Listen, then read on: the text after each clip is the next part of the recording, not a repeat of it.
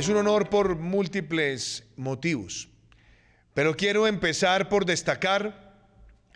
que en este año de pandemia, en este año de dificultades, Colombia ha demostrado la fortaleza de sus instituciones, porque se han sorteado momentos complejos, desconocidos para la humanidad globalizada, y hemos podido responder a todos los avatares derivados de este virus respiratorio agudo, apelando a todas las herramientas que tiene a disposición del Estado colombiano nuestra Constitución Nacional. En estos meses difíciles hemos podido aplicar los instrumentos que contempla la política sanitaria, no solamente para decretar una emergencia sanitaria, sino para poder delinear cada uno de los aspectos fundamentales para controlar el crecimiento exponencial de la pandemia. También hemos podido apelar a las funciones de carácter administrativo que goza el Poder Ejecutivo y hemos podido también, a su vez, apelar a las herramientas de emergencia contenidas en la Carta Política, donde bajo el espíritu de colaboración armónica entre poderes hemos visto a todas las altas cortes comprometidas con ayudar a sortear este momento tan complejo para el mundo. Sea esta la ocasión para agradecerle a la Honorable Corte Constitucional sus pronunciamientos, agradecerle también el respaldo al Consejo Superior de la Judicatura para mantener vivo y cercano el servicio de justicia en todo el territorio, agradecerle a la Corte Suprema de Justicia también muchas de sus intervenciones para seguir aplicando la ley en medio de estas circunstancias, y muy especial agradecerle a usted, doctor Álvaro Namén, y al Consejo de Estado, también no solamente por los pronunciamientos oportunos, sino también por el proceso que hemos contado siempre de apoyo por parte de la Sala de Consulta. La Constitución colombiana busca preservar el Estado social de derecho. Y por eso, cuando evaluamos el comportamiento de lo que ha sido esta pandemia en Colombia, hoy podemos decir con mucha claridad, 28 de septiembre, que nuestro país registra una tasa de letalidad que es inferior a la de países como Perú, como Chile, como Brasil, como Alemania, como Italia, como Francia, como Suecia, como Bélgica, como Estados Unidos. Y esto ha acontecido porque se pudieron tomar decisiones de manera oportuna, que también lo reafirma que en tan solo 5 meses logramos duplicar las unidades de cuidado intensivo en nuestro país, con medidas de carácter administrativo, con medidas de carácter de emergencia, y eso marca un hito en la salud pública de nuestro país, mucho más cuando se ha considerado que el servicio de salud es en sí mismo un derecho fundamental. Le tomó al país décadas llegar a tener 5.400 unidades de cuidado intensivo cuando empezó la pandemia. Para ese momento éramos uno de los países con más unidades de cuidado intensivo por 100.000 habitantes en la región. Pero en tan solo 5 meses hemos llegado a casi 11.000 unidades de cuidado intensivo. Un salto de esa naturaleza no tiene precedentes y se ha hecho en este propósito de la colaboración armónica entre poderes. Pero adicionalmente, hemos fortalecido la capacidad de hacer pruebas y la capacidad de laboratorios. Cuando empezó esta pandemia, fuimos el primer país de América Latina en poder hacer pruebas PCR con protocolo Berlín, confirmado y autorizado por la Organización Mundial de la Salud. Teníamos tan solo un laboratorio capaz de procesar 1.000 pruebas diarias. Hoy tenemos más de 100 laboratorios en todo el territorio, públicos y privados, que procesan más de 36.000 pruebas diarias. Otro ejemplo de cómo Colombia responde a estas circunstancias. Pero hay que agregar que cuando hacemos el comparativo real, que es la proporción de contagios y muertes por millón de habitantes derivados del COVID-19, en materia de muertes por millón de habitantes, nuestro país luce muchísimo mejor que muchos de los países de Europa, como Italia, como Francia, como Bélgica, como Suecia, como el mismo España. Y lo interesante es que esos países tienen 3, 4 o 5 veces más ingreso per cápita que Colombia. Y en el escenario regional, hemos logrado mantener las muertes por millón por debajo de muchos de los países que nos rodean. No porque eso se trate de una competencia entre países, ni más faltaba, pero porque es un comparador preciso sobre la capacidad de respuesta nacional.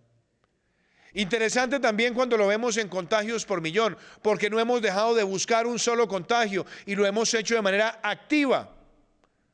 y lo hemos hecho de manera preventiva. Por eso, cuando aparecen voces que señalan que Colombia es el quinto país que de manera agregada tiene más casos, primero lo conveniente es hacer la comparación en la tasa por millón de habitantes y segundo decir que a diferencia de muchos países empezamos a acelerar nuestra capacidad de pruebas con muchísima anticipación y hoy, gracias al manejo integral, estamos próximos a llegar a una cifra histórica en medio de esta circunstancia, y es que Colombia pueda alcanzar esta semana cifras donde el 87, 88, 89% de quienes han sido atacados por el virus se encuentren recuperados. Estas medidas son importantes porque todas las acciones han apuntado a proteger la salud y la vida, pero también a proteger a los más vulnerables. En medio de esta pandemia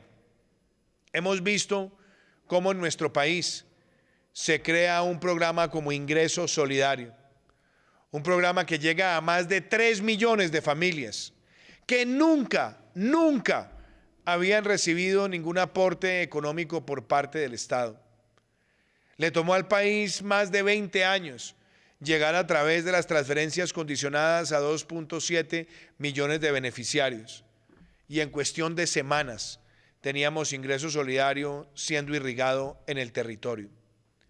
También gracias a las medidas de emergencia pudimos llevar los giros extraordinarios de Familias en Acción, de Jóvenes en Acción, del adulto mayor y también llegando a una cobertura universal de mayores de 70 años en asistencia social para quienes están en la línea de mayor vulnerabilidad económica. Gracias a las acciones de emergencia pudimos darle vida por primera vez en nuestro país a un programa de garantías de crédito para la protección de nómina, para capital de trabajo y para activos fijos con garantías del 90%. Programa que fue concebido por 4 meses y que hemos tomado la decisión de extenderlo hasta junio del año 2021 para acompañar el proceso de reactivación.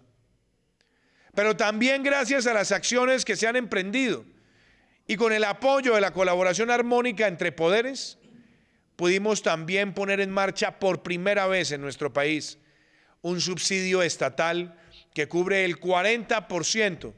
del salario mínimo legal vigente para aquellos trabajadores de empresas cuya facturación se haya afectado un 20% o más con ocasión a la pandemia y que ya supera los 3 millones de trabajadores beneficiados.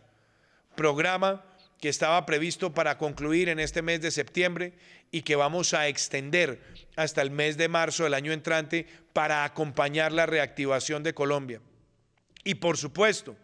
también con otro elemento sin precedentes, el haber subsidiado la mitad de la prima de servicios del mes de junio,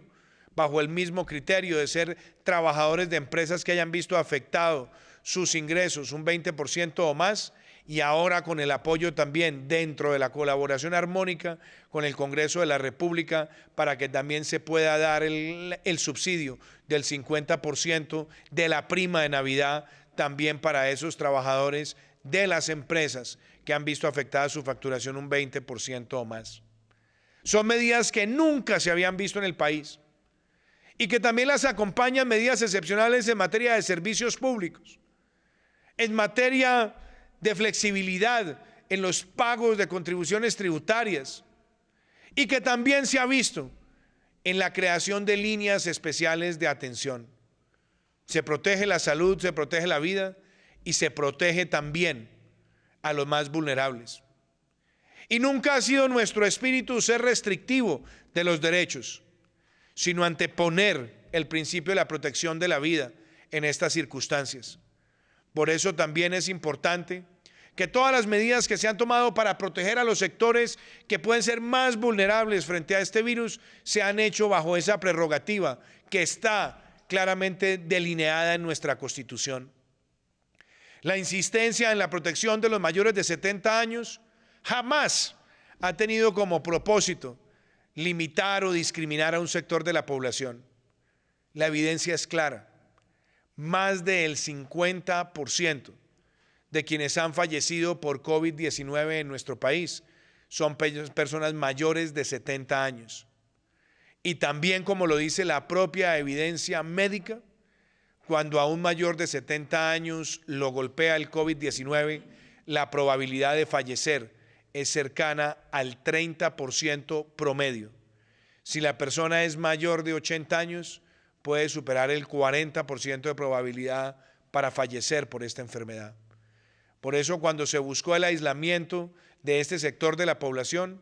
sabiendo las complejidades y las adversidades y entendiendo también la discrecionalidad que es función natural del ser humano para conducir el pleno ejercicio de sus libertades, lo que se buscó fue la protección.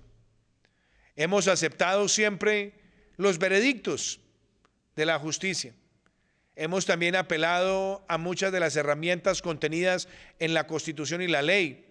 para poder ejercer una controversia judicial seria, propositiva, pero siempre en aras del interés general de nuestro país. Nosotros hemos tenido una cultura para entender cada pronunciamiento, para aplicarlo y para orientarlo. Ese ha sido un sentido también dentro del trabajo de la colaboración armónica que debo exaltar. Lo hemos hecho también en varias reuniones que hemos sostenido con los presidentes de las altas cortes en medio de estas difíciles circunstancias. Yo me siento orgulloso de que la institucionalidad colombiana nos ha dado las herramientas para enfrentar esta adversidad y se generarán precedentes únicos para circunstancias que ojalá nunca se vuelvan a repetir en el tiempo, pero que muestran cómo se pueden interactuar entre las distintas instituciones del Estado y también entre los organismos de control y las altas cortes para responder a las necesidades de todo un país. Quiero agradecerle también profundamente, doctor Álvaro Namén, esta invitación, porque así como hablamos de la atención en medio de la pandemia también se han dado procesos importantes. La presentación de un código electoral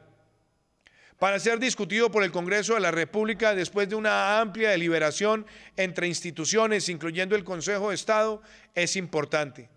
porque Colombia merece un código electoral moderno, que se salga de los anacronismos, que además son anteriores a la Constitución del 91, para que tengamos una democracia cada vez más vibrante, más moderna, más cercana al ciudadano a partir de la tecnología y con mejores herramientas de escrutinio y de tutelaje de los derechos de los ciudadanos cuando se ejerce el derecho al sufragio. Quiero también destacar que en medio de la pandemia hemos avanzado también en las deliberaciones del Código de Procedimiento Administrativo, un código que también ha tenido una amplia discusión y socialización con la participación activa del Consejo de Estado, de los tribunales administrativos en los territorios y que también busca fortalecer la jurisdicción con un sentido de permanencia en la creación de confianza en el tiempo. Me motiva también que en medio de la pandemia hemos tenido discusiones enriquecedoras en el marco de lo que se conoce como la Comisión de Moralización. Y hemos visto cómo en los últimos meses en nuestro país se convierten en realidad normas importantes para combatir el flagelo de la corrupción. El tener hoy mucha claridad en que es un mandato legal que los altos funcionarios divulguen sus declaraciones de renta es importante para el escrutinio ciudadano. El hacer público los conflictos de interés, otro avance normativo, también marca un hito. El hacer el énfasis en la rendición de cuentas marca un hito. El ponerle fin a ese principio de la casa por cárcel para los condenados por corrupción es fundamental, como también es fundamental que hayamos sacado adelante los pliegos tipo para que se acaben en nuestro país los carruseles de contratación o esos pactos tras bambalinas de consejas trapisondas contractuales a partir de los cuales se busca la selección a dedo. Hoy esa nueva herramienta de lucha contra la corrupción es fundamental. Y celebro que también en el propósito de la colaboración armónica, con el aporte del Consejo de Estado, de las altas cortes, de la Fiscalía, de la Contraloría y de la Procuraduría, estamos prontos a presentar ante el Congreso de la República otro proyecto emanado de la Comisión de Moralización que es clara en fortalecer sanciones a los actos de corrupción, pero al mismo tiempo en imponer sanciones claras cuando se presentan contubernios que son patrocinados por las empresas que actúan como contratistas, de manera que las sanciones que son de carácter administrativo para las empresas que propician la corrupción sea también severa. Otro esfuerzo de colaboración armónica.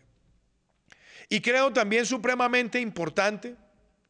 que en este encuentro se destaque el papel de la sala de consulta, una figura emanada desde los albores de la jurisdicción, bajo esa gran influencia de José Ignacio de Márquez, para que el Consejo de Estado aconseje la toma de decisiones del Poder Ejecutivo. Creo que este ha sido un gobierno que ha apelado muchísimo a esa herramienta y lo ha hecho buscando su función primigenia y nos enorgullece que así sea. También creo importante poner sobre la mesa que en medio de los avatares que vive la humanidad, donde las tensiones aceleradas por las tecnologías y los algoritmos predeterminados o inclusive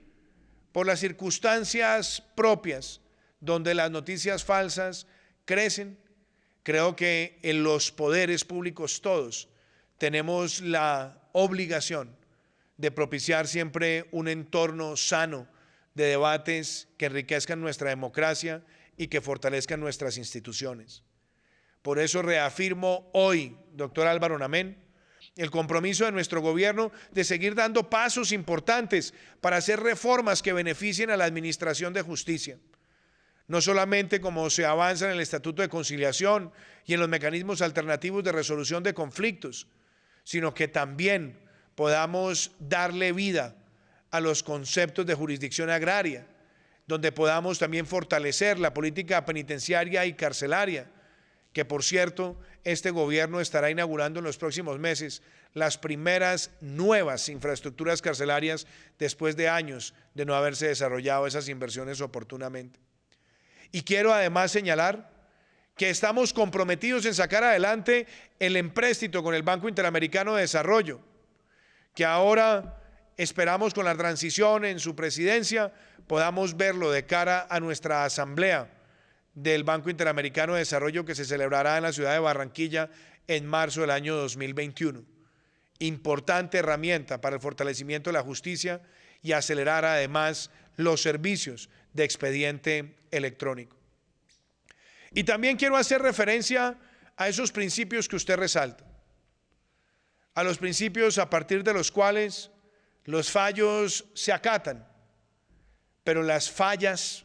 se discuten y se corrigen. Los fallos tienen sus alcances,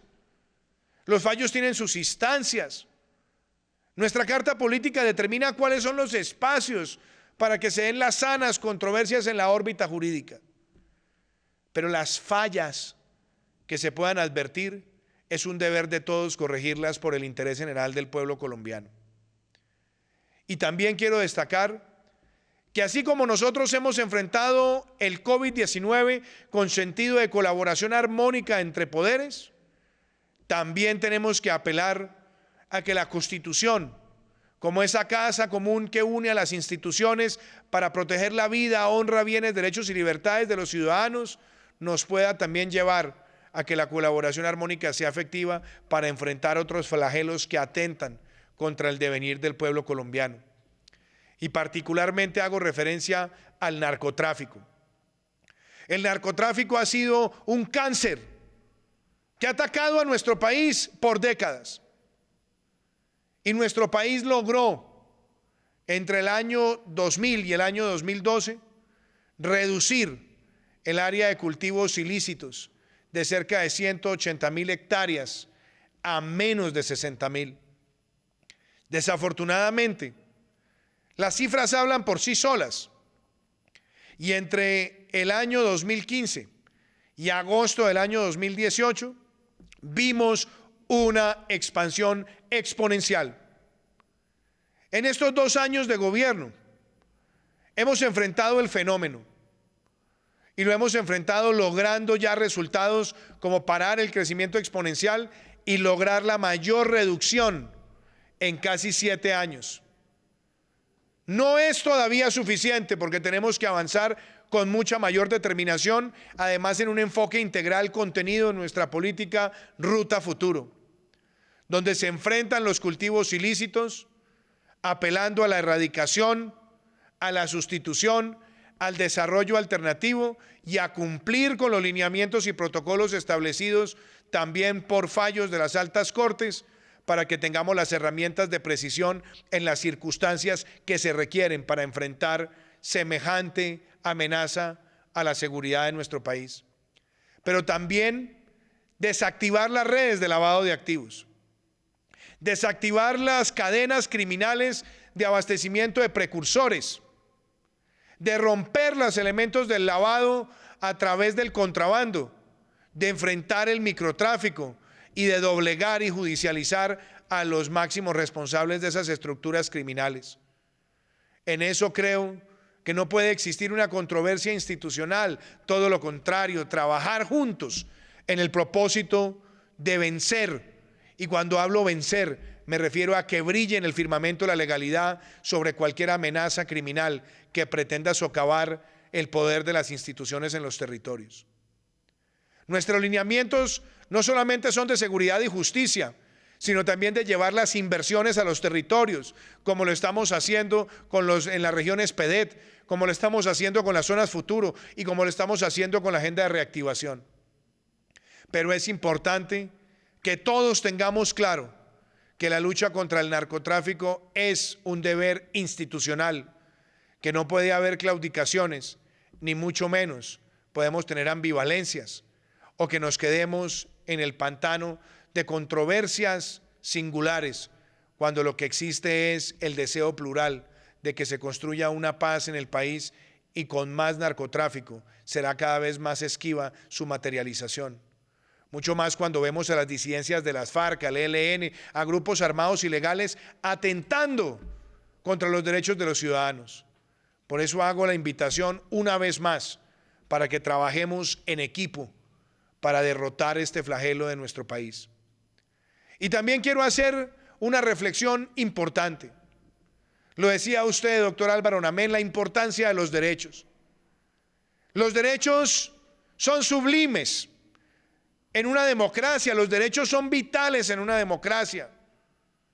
pero también es importante poner sobre la mesa los deberes de todos, los deberes de los ciudadanos, los deberes de los funcionarios públicos, los deberes de los miembros de la fuerza pública. Las expresiones pacíficas y ordenadas de los ciudadanos deben ser siempre garantizadas y protegidas en el marco de nuestra Constitución. Pero también tenemos que ser claros, bajo ninguna circunstancia podemos dejar que las expresiones de violencia, de vandalismo, de terrorismo afecten los derechos de los ciudadanos. Por eso tenemos que procurar cada vez más que todas las instituciones se rijan con los más altos estándares para proteger los derechos de los ciudadanos, pero también los más altos estándares para poder ser contundentes frente a las expresiones del crimen organizado y que no solamente se generen capturas, sino efectivas judicializaciones y sanciones ejemplarizantes. Ese también es un deber de todas las instituciones en esta democracia. Y debo también precisar que es importante que como sociedad reflexionemos en que no se hagan llamados al odio, llamados a la violencia, que no se activen sentimientos oprobiosos que conduzcan a expresiones violentas.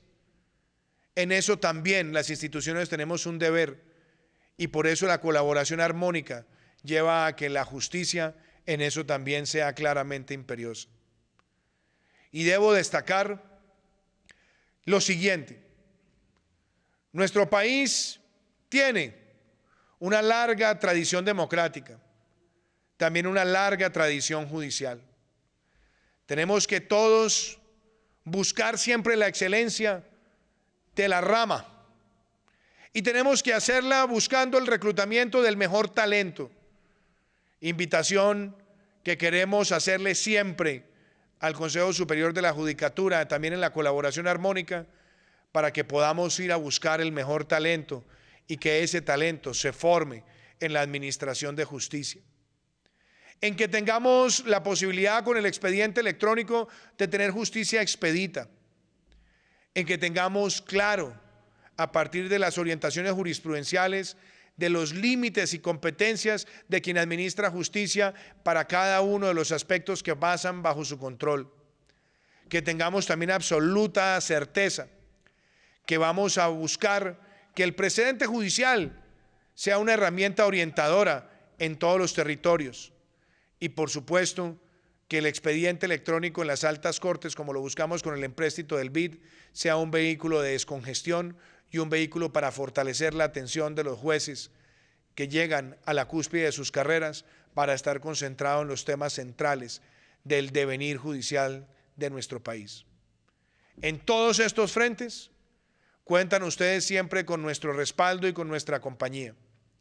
Y que sea también esta la ocasión para reiterar que los principios de la justicia implican que haya para los ciudadanos la construcción permanente de confianza. Por eso este gobierno busca contribuir al fortalecimiento de la justicia, busca también contribuir a corregir las grandes fallas que ustedes mismos han destacado y que se requieren para que el ciudadano tenga un servicio cada vez más efectivo y que podamos también en democracia y con el espíritu de la colaboración armónica mantener ese mismo objetivo que hemos tenido para proteger a los ciudadanos, como ha sido frente a la pandemia, para que también se extienda a cualquier otro fenómeno de violencia y de criminalidad. Muchísimas gracias.